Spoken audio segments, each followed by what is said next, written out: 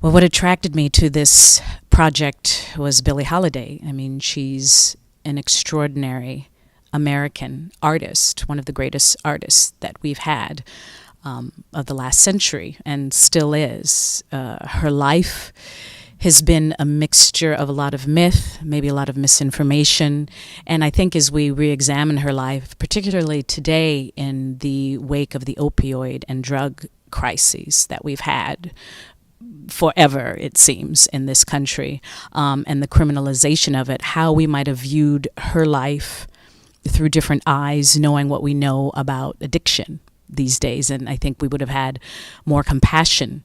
Can you imagine if she hadn't been criminalized and if she actually received the help that she had, what might her life have been had been? But in spite of all that, how her spirit, how her artistry transcended so much in her life, and she still had the ability to share her gift with us. And so I wanted personally a deeper investigation of a little bit of her journey. She's at Emerson's Bar and Grill.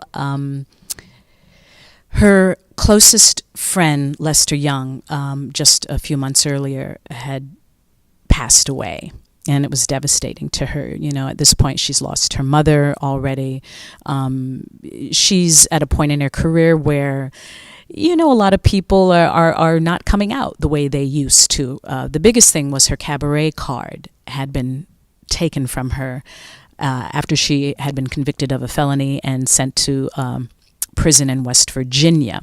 And she didn't know this until she got out, so she could sing in big venues like Carnegie Hall and do concerts all over the world, but she was not allowed to perform in the intimate clubs in New York City, which was her home and where she most wanted to be. So in this story that's being presented tonight, it's based on the author's, I believe a companion or a friend of the author saw her in one of her last performances shortly before she passed away in the small club, and there were only about 7 to 12 people in attendance. So this story that we're presenting is based on that event. I play Billie Holiday. The story takes place on an evening in March in Philadelphia at a little bar called Emerson's Bar and Grill, where in its heyday Billie performed to usually packed houses. In the story that we're presenting, this is one of the last performances of her life. She's 44 years of age. About 4 months from the date we're performing, Billie Holiday will be dead. So this is a point in her life where she is really fighting for her life, quite literally. The addiction, she does die of kidney failure and, other complications from long years of drug abuse. But she still wants to sing. In the play, there are lines the author has written, "Singing is living." To me, and it really was. It was her salvation. It was her way out. To me, when I hear Billie sing, it sounds someone's whose soul is just trying to transcend the physical limitations and pain and suffering of their own body, of their own physical existence, and in a way, it is so life affirming to me. Her voice. So that's the journey we're taking. And it's also a very intimate experience. I'm talking to audience members because to her, she, her public were her friends. She was a woman that loved to be loved and needed to be loved. So it's about conveying what's happening in her life in that moment and what she's trying to do. That's the story of the night. It's usually, I think, been treated as a musical, but it does, as Wren and I were discussing his particular vision for the piece, and it is a very intimate thing, and usually it can be done with a combo and very grand and very concert-esque. But what I loved about Wren's vision of the piece and his intuition was the intimacy of getting to more the feeling of one-on-one, that you're sitting down and you're actually having a conversation with Billie, and she's singing to you and with you, and it's bringing back these memories, and it's making you think of other things. So I really like that stripped away. It's just myself and Jimmy Powers, who's her companion at this time in her life. You know, she's estranged from her husband. She's lost many people in her life that she has been closest to. And so he's her support system at this moment. So it feels more like a play with music because she is a singer. So it's absolutely appropriate to tell the story of Billie Holiday's life. Pressure. You mean to live up to people's expectations? Sure, that could be it if I were focused on that. And initially when I got the part, and, you know, of course, seeing Audra McDonald perform and another dear friend of mine, Deidre Henry, who's performed it. I mean, they're both extraordinary artists and that I admire. But at the end of the day, it's Billie's story that's most important. And for me, it's how can I best be of service to honoring her story, because she's the star of the show, not me. Billie is the story that people have come to see and hear, and that's what they expect. So that my job is to give the most truthful representation that I can of and to honor and respect her history and legacy, and maybe hopefully dig for something that we didn't know about her, and to find compassion and empathy and hope even in her story. Some songs she didn't receive royalties for. She was paid maybe $75 for the session. And then I was reading her autobiography, and one friend said, you know, Billie, you should be making a fortune off of, I can't remember if it was Lover Man or another song that she had written. I just paid $10 for your album. She was only paid $75 for the recording. So if you think of the thousands, the hundreds of thousands, the millions of people who've bought, you know, she should have been a millionaire how many times over, and, you know, probably had 70 cents in her bank account, or $7, something like that. And she had a roll of money rolled up in her thigh in the hospital bed that was given to a friend of hers when she passed, about $750 from an article that she had sold to a magazine so she could have money, because she didn't have any money.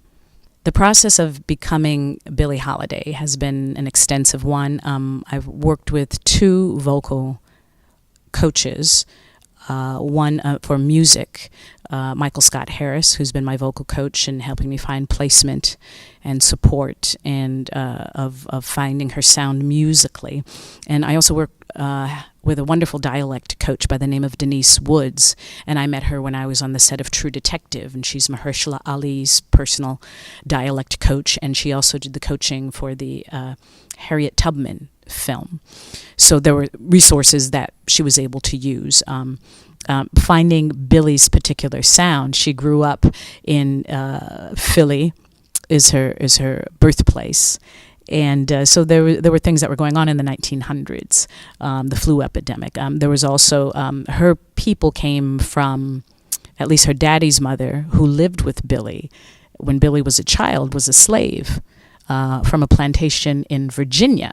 So there was a particular sound of the African slaves that were taken to Virginia, so the dialect coach gave me some videos of regional dialects. And it's interesting because all the vocal placement of those slaves is exactly the same where Billie's voice is pitched, which is right in the nasal cavity of the mask. And so these Africans have this very particular sound, and also being from the South. But then there's some parts of it that sound like they're from Jersey, Maryland, Baltimore. Then she did living most of her life in Baltimore, Maryland, and then New York. And so it's this mixture of this area that's really interesting and challenging to find. But I think we found a happy balance, because the intention wasn't to do an imitation of her, but people are coming to, no one else sounds like Billie Holiday, so that has to be acknowledged. And so that's been a big part of the work. Also the research, watching documentaries, reading books, reading as much as I can about her. And thank God for YouTube, because there's a lot that's documented, fortunately, that we have preserved of her life and her music and her legacy. the spirit in her and the optimism of Billie Holiday, and also her humor. She was a funny lady. I mean, she laughed even at tragic events in her own life. I mean, and it's interesting. A lot of people said our perception of her is, oh, this victim, this person who is certainly, absolutely a victim of racism, of poverty, of being sexually assaulted at 10 years of age, being taken advantage of by men, of managers, of business people, certainly the injustice of the legal system, being imprisoned on narcotics when she really needed help. But I don't think she ever saw herself as a victim. If anything, she said she was a strong woman. If she needed to fight you, she would fight. And she fought as much as she could, as best as she knew how, not having anything past an 8th grade education, not knowing the legal system, always wanting and thinking the best of people, not refusing representation and lawyers. And she would take the fall for drugs when really it was her companions that brought it in, and they had lawyers and they were gone and nowhere to be seen. So, I think she was a really extraordinary, formidable woman. When you think about what happened in her life, my question was, well, how could she not turn to chemical substances or something at some point to deal with the amount of pain and trauma that she was surviving? But, if she had, as I said before, if therapy or help or some type of medical treatment. She was astonished by the help that addicts got in Europe, and she was tempted to stay in Europe, and that might have been best for her personally and maybe her career. We'll never know. But I even in the way that she tells the stories, and I think the playwright really does capture that extraordinarily well, her sense of humor, and there's a sense of also this cavalier attitude. I think she did everything she wanted to do in her life. Well, the relationship between the singer and the pianist is inseparable. It's as much a part of the storytelling as the dialogue and the words. It's really where Billie lives her best life. She says it is living to her. So it's such an intricate part of this storytelling. This was her gift to us, and also coming down to just having a pianist. Also, Wren is this walking receptacle of music history, even the style of playing and the way that there was a dialogue between the pianist and Billie. Listening to some recordings of Billie Holiday, she had this wonderful way of singing in the shorthand with her musician, where she and the musicians, she's singing in between the solos, especially the way that she and, for example, Lester Young, the tenor saxophone player, it was like the same voice, this breathing together, this heartbeat of music, if you will. It's a whole other energy and entity of itself, of its own, that you're co-creating with someone. So and that's wonderful, especially having the time to work with someone over a period of time. You begin to speak each other's language, and that's what's so much fun. What I would love for the audience to come away with from our production of Lady Day at Emerson's Bar and Grill is just really a reaffirmation of this great artist that we were so blessed to have on this planet with us for the period of time, for her too brief 44 years, and to really see a triumphant human being.